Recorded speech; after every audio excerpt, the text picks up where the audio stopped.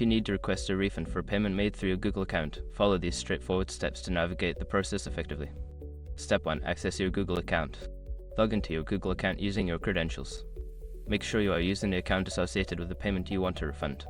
Step 2. Go to Google Play or Google Services. Depending on where the payment was made, visit either the Google Play Store or the specific Google service like YouTube or Google Workspace where the transaction occurred. Step 3. Locate your purchase history. In the Google Play Store, tap on the menu icon and select Account, then Purchase History.